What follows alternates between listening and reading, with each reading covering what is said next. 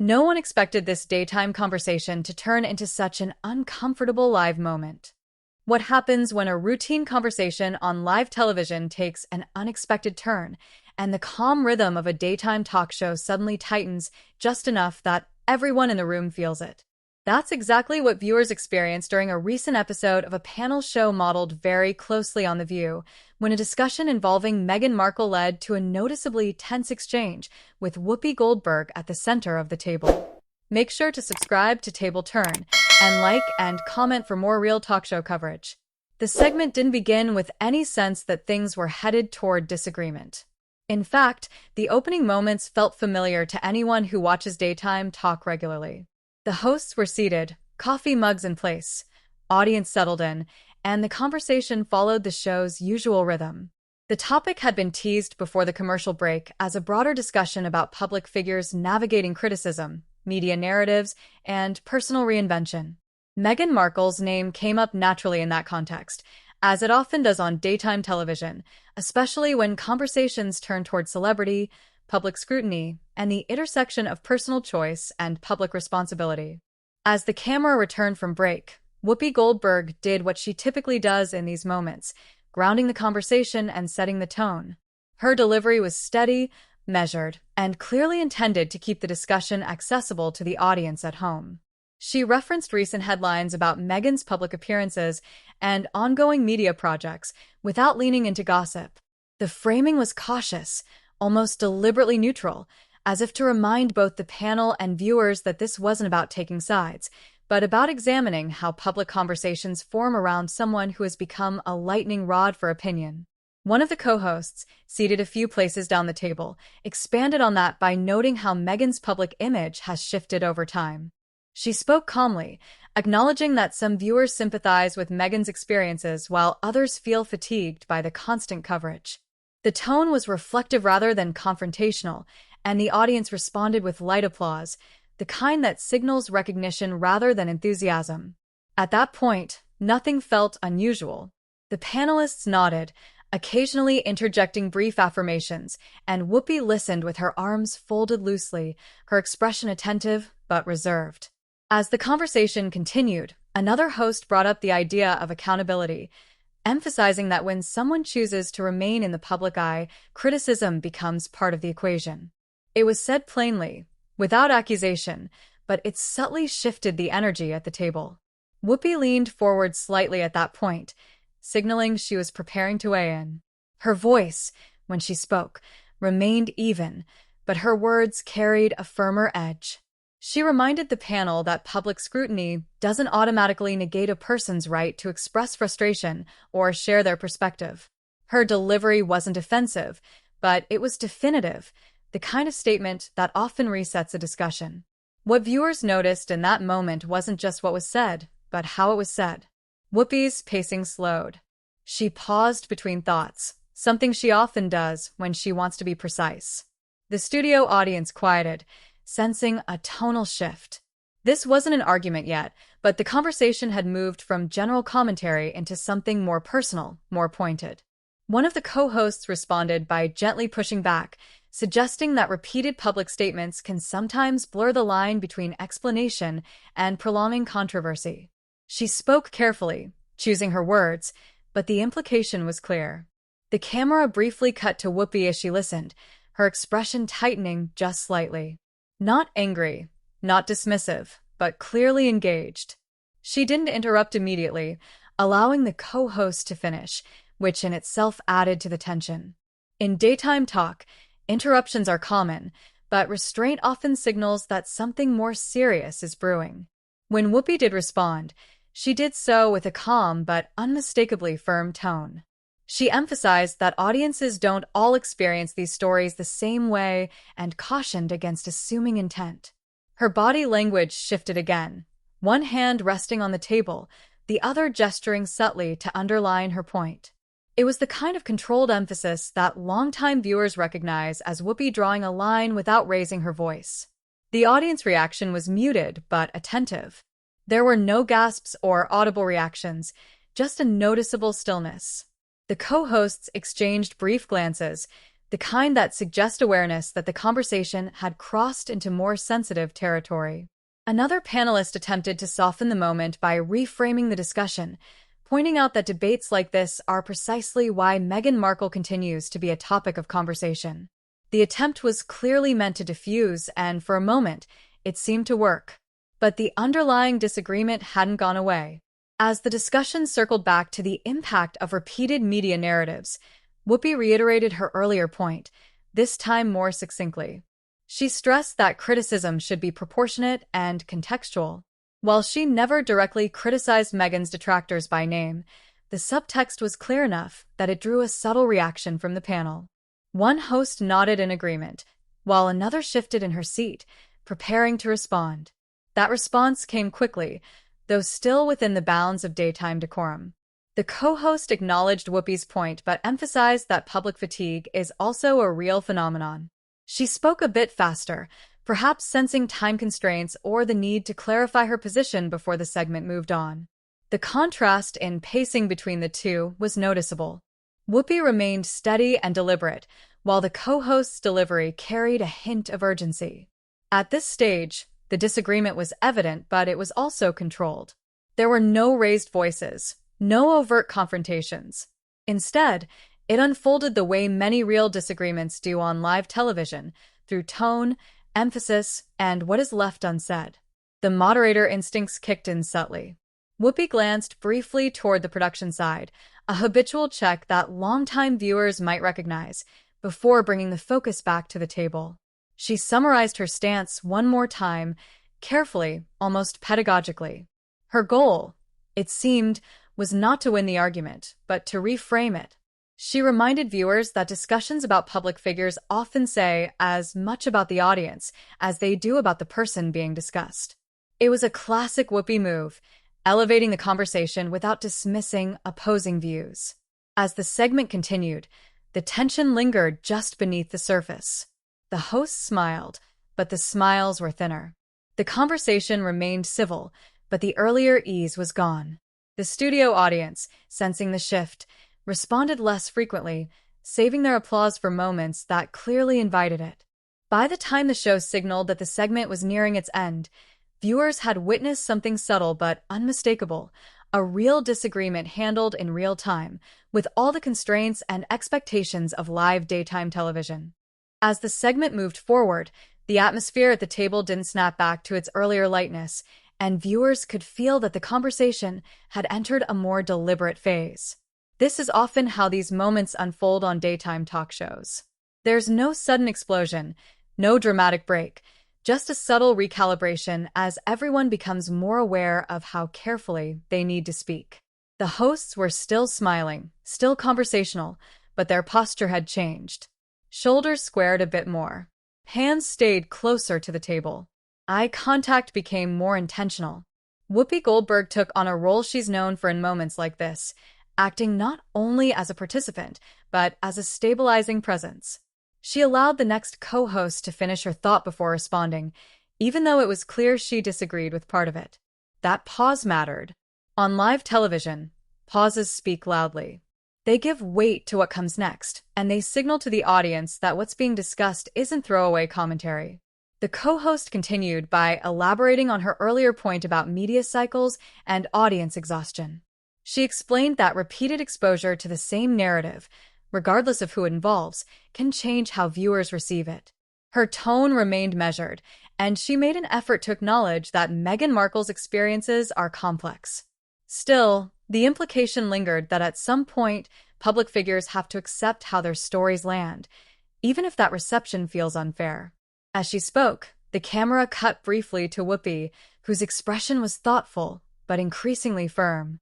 She nodded once, not in agreement, but in acknowledgement that she understood the argument being made.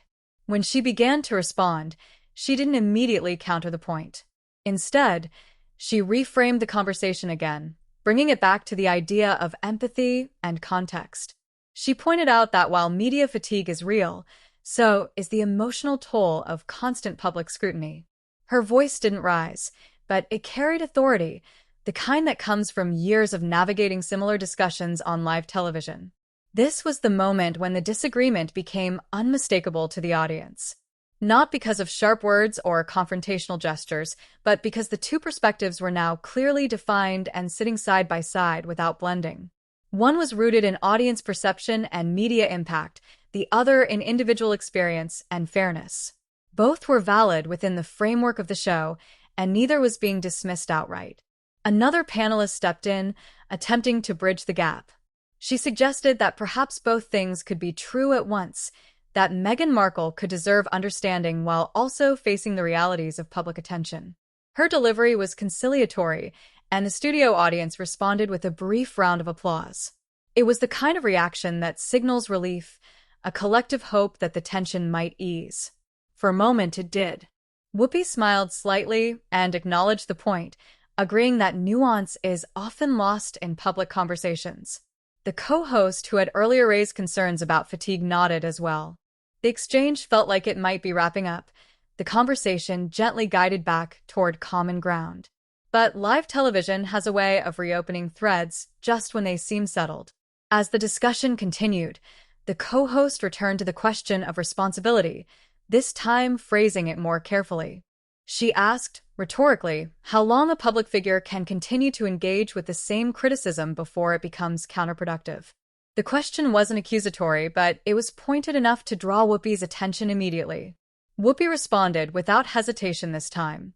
Her tone remained calm, but the pacing quickened slightly, suggesting she wanted to address the issue head-on before it drifted further. She emphasized that there is no expiration date on a person's right to speak about their experiences. She reminded the panel that audiences often underestimate the cumulative effect of criticism, especially when it's amplified by media repetition. As she spoke, her hand gestures became more pronounced, still controlled, but clearly expressive. She wasn't speaking over anyone, but she was speaking with conviction. The audience stayed quiet, listening. This wasn't a moment for applause. It was a moment for processing. The co-host listened, her posture attentive but reserved. When she replied, she made a conscious effort to clarify that she wasn't questioning Meghan Markle's right to speak, but rather the effectiveness of doing so repeatedly in a media environment that thrives on controversy. Her tone softened slightly, perhaps in response to Whoopi's firmness, but the disagreement remained intact. At this point, the moderator instincts of the table became more visible. Another host glanced toward the clock, aware that the segment had limited time left. She interjected briefly, summarizing the two positions for the audience at home. This kind of summarization often serves as a pressure release, a way to validate both sides without forcing a resolution. Whoopi acknowledged the summary, but added one more thought, her voice steady and deliberate. She said that conversations like this are exactly why it's important to slow down and listen, both on television and off. It was a subtle reminder that the show itself is a space for differing views, not a place where consensus is always expected. The studio audience responded with a small, respectful applause. Not loud, not enthusiastic, but appreciative. The tension hadn't disappeared, but it had been managed.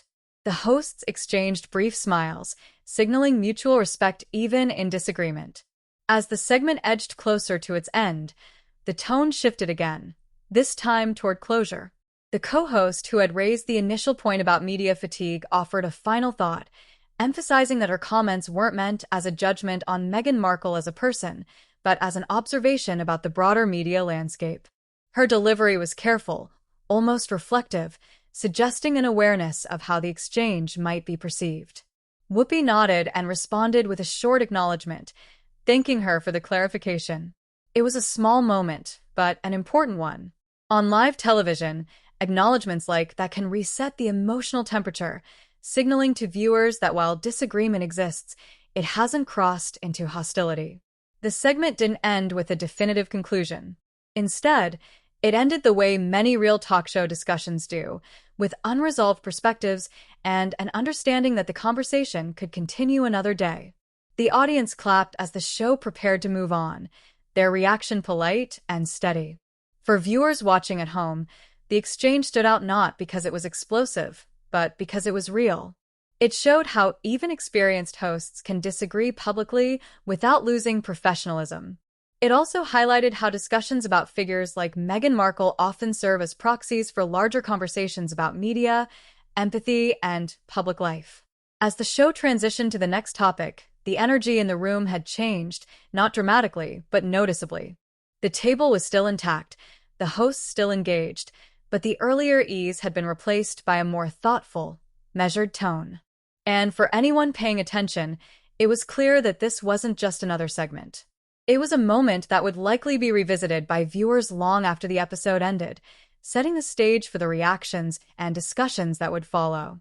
As the show moved on from that segment, something subtle but telling happened that regular viewers of daytime talk are quick to notice.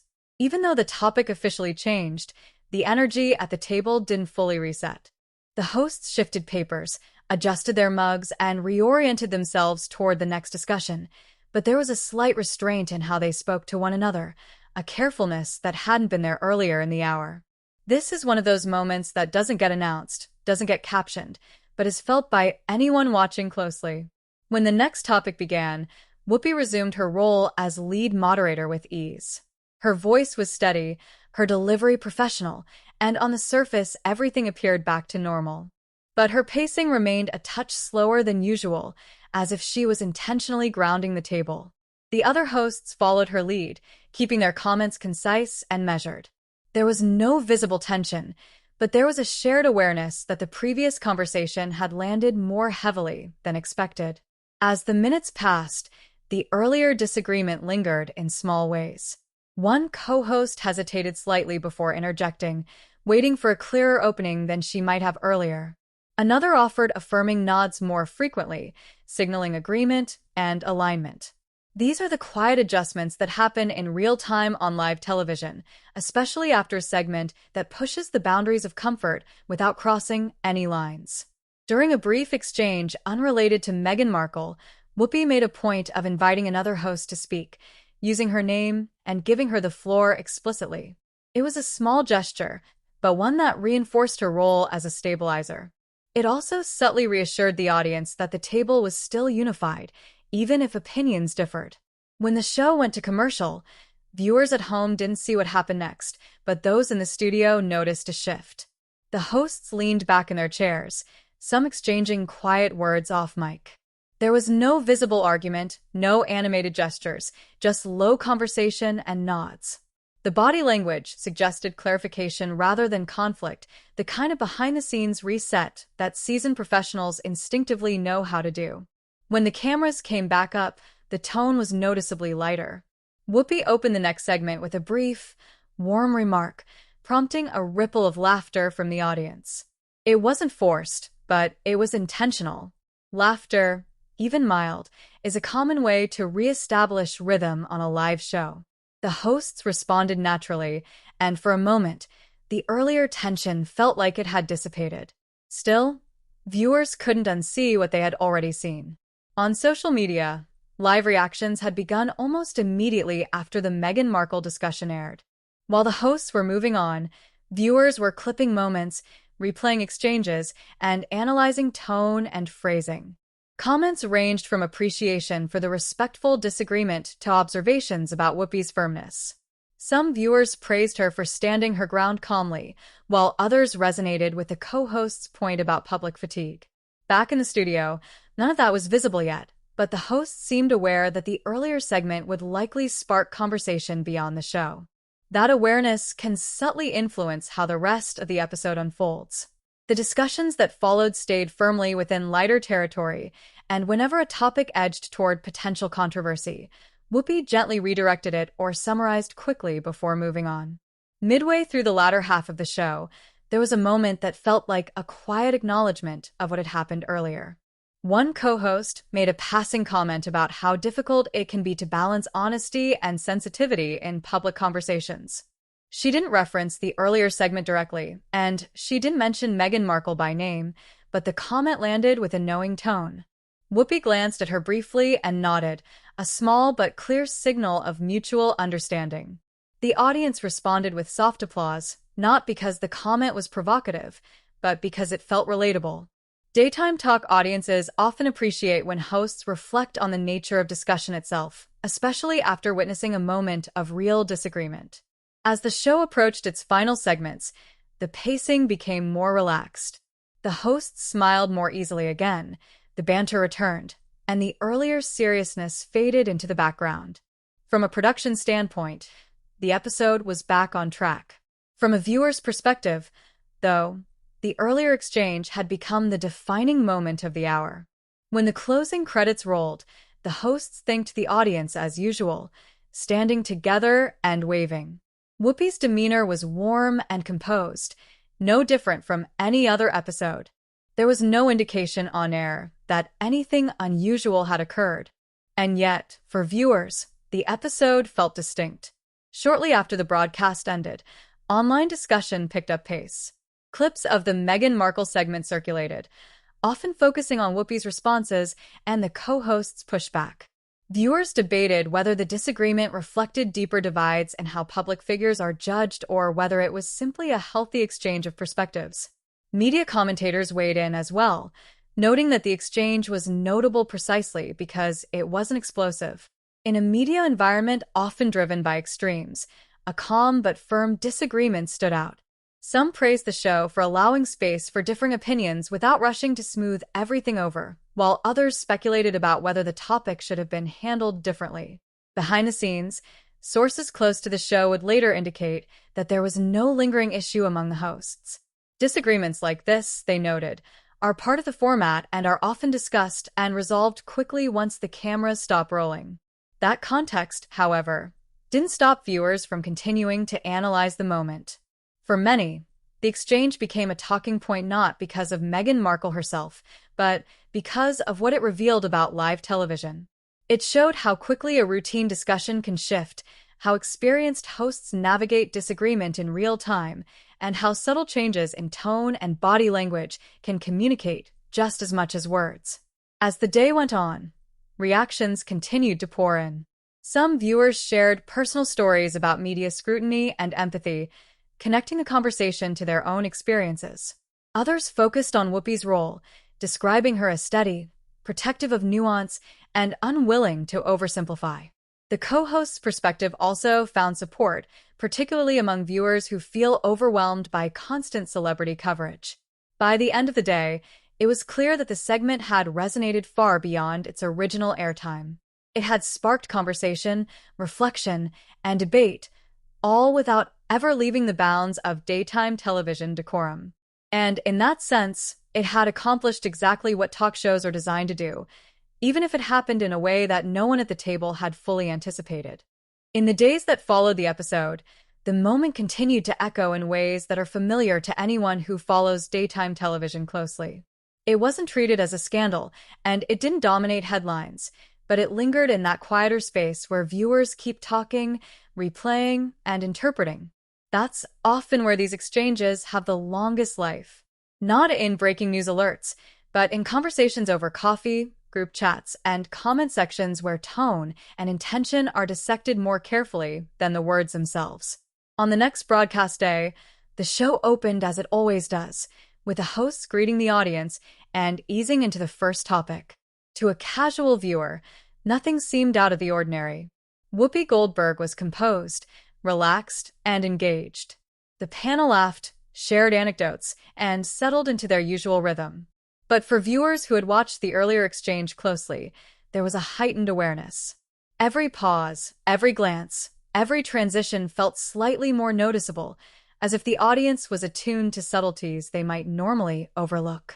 Early in the episode, one of the co-hosts made a light remark about how conversations can take unexpected turns when people care deeply about a subject. It was said with a smile, and it didn't reference anything specific, but it carried a meta quality that didn't go unnoticed. Whoopi smiled in response and moved the discussion along without comment. The moment passed quickly, but it felt intentional, a quiet acknowledgement without reopening the debate. Behind the scenes, producers were aware of the reaction the previous segment had generated.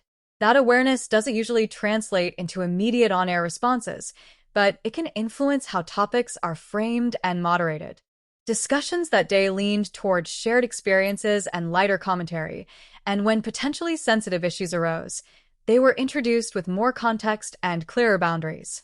Whoopi, in particular, took extra care to summarize differing viewpoints before inviting responses, a technique she's long used but employed even more deliberately in this episode. As the show progressed, it became clear that there was no effort to distance anyone from the table or to minimize any host's perspective. The panel functioned as it always does, a mix of personalities and opinions coexisting within a structured format. If anything, the earlier disagreement seemed to reinforce the professionalism of the group. They had navigated a tense moment without fracturing, and that confidence showed. Off-camera, media commentary continued to unpack the exchange. Some analysts noted that Whoopi's approach reflected a broader shift in how talk shows handle disagreement, favoring clarity and firmness over spectacle. Others pointed out that the co-host's perspective resonated with a segment of the audience that feels overwhelmed by ongoing celebrity narratives. What stood out in most of these discussions was the absence of outrage. Instead, there was analysis, interpretation, and in many cases, appreciation for the restraint shown on all sides. Viewer feedback sent directly to the show reflected a similar range of responses. Some messages thanked the hosts for addressing the topic thoughtfully, noting that it felt like a real conversation rather than a rehearsed exchange. Others expressed disagreement with one viewpoint or another, but praised the way the discussion was handled. It's worth noting that in daytime television, disagreement from viewers isn't inherently negative. It often signals engagement, and producers pay attention to that. Later in the week, during a broader discussion about media responsibility, Whoopi made a general comment about how important it is to listen fully before reacting. She didn't reference the earlier segment, and she didn't single anyone out, but the timing made the remark feel reflective.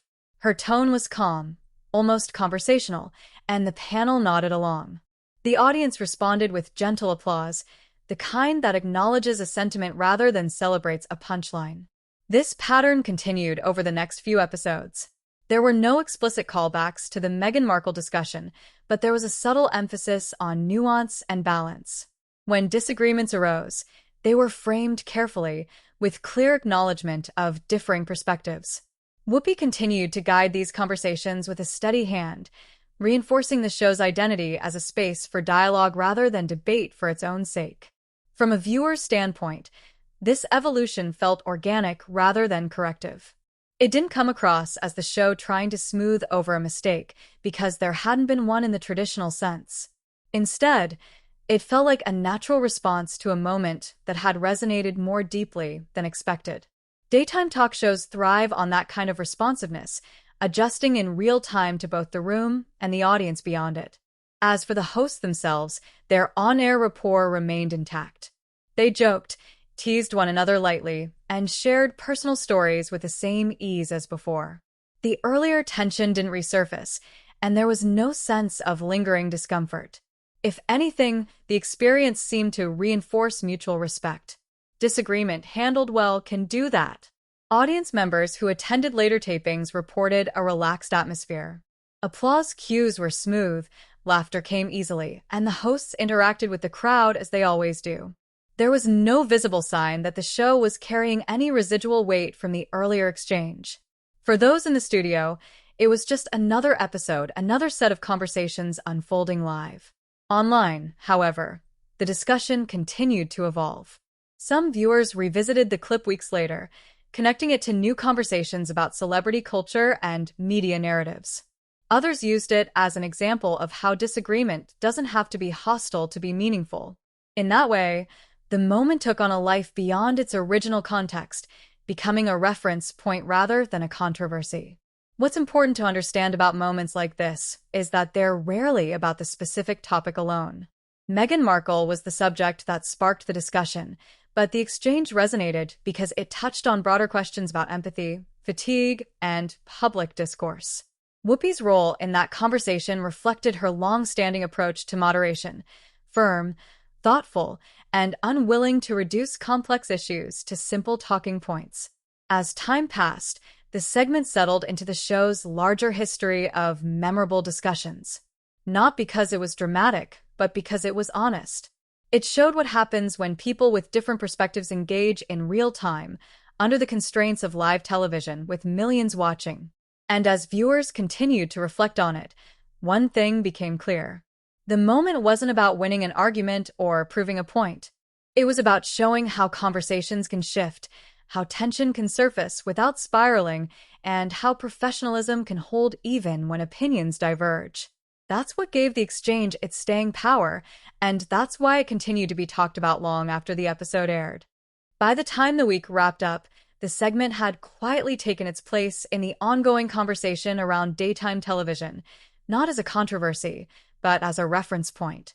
It was the kind of moment that doesn't demand an apology tour or a formal statement because nothing had gone wrong in the traditional sense.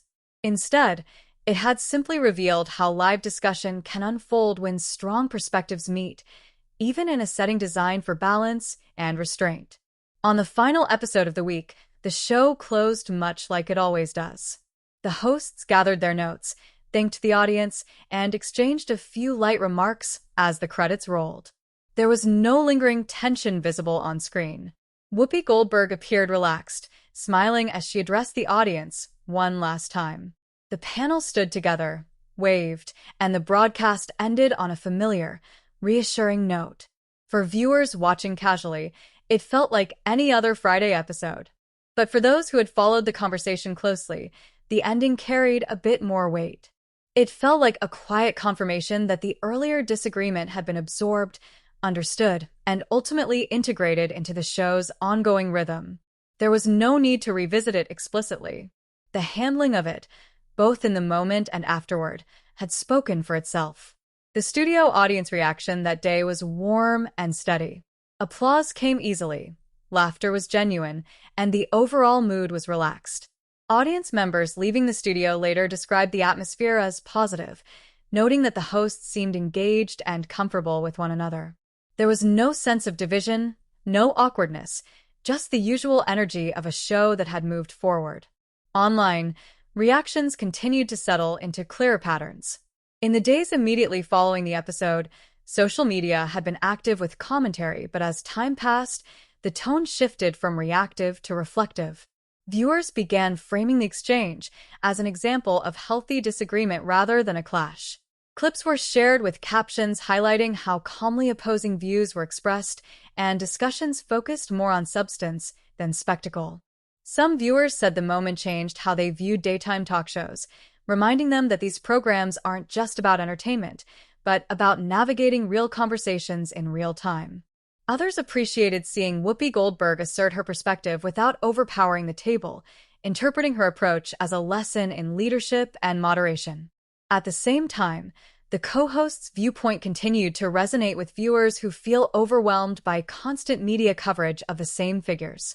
In follow-up interviews unrelated to the segment, none of the hosts directly addressed the exchange, which in itself was telling.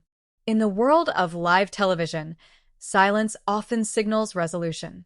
There was no sense that anyone felt the need to clarify or walk back what had been said.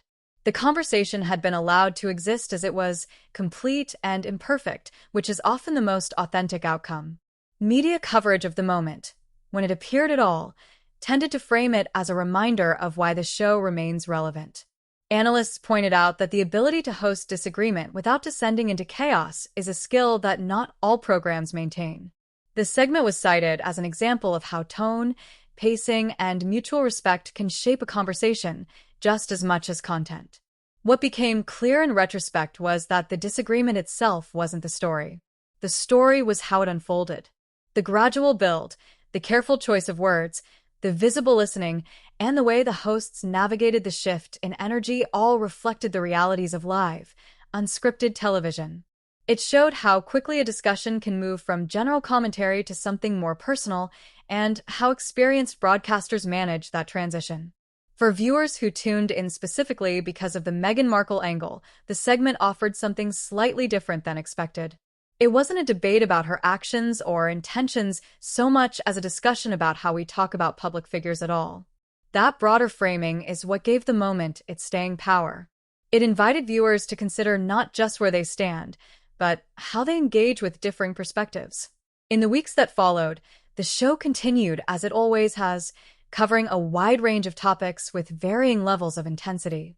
Disagreements arose, as they always do, but none carried quite the same quiet impact as that earlier exchange.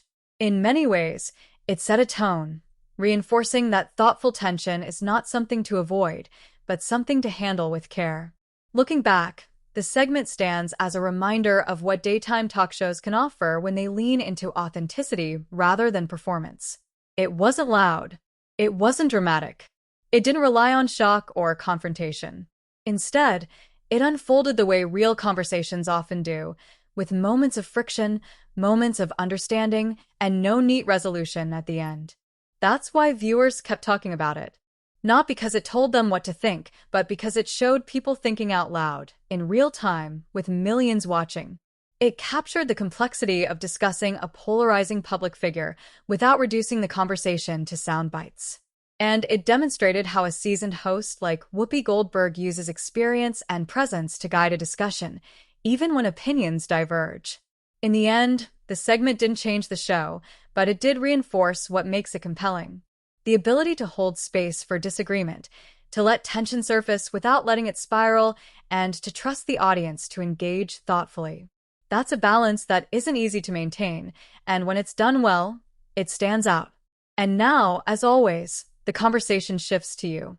If you watched that exchange, or if you're hearing about it now, what stood out to you most? Do you think moments like this make daytime talk shows more meaningful, or do they risk alienating viewers? Share your opinion in the comments and subscribe to Table Turn for more narration-based talk show stories.